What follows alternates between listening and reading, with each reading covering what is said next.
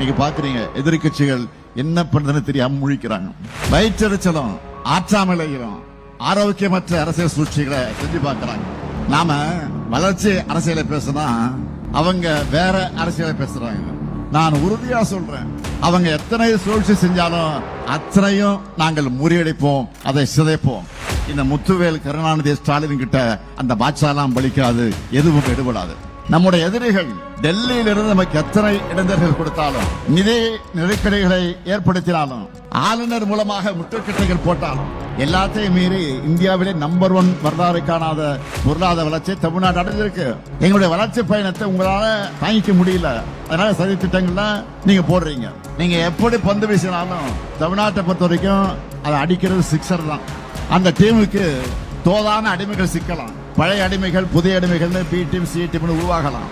ஆனா கடைசியில டோர்னமெண்ட்ல சாம்பியன் நாங்க தான்.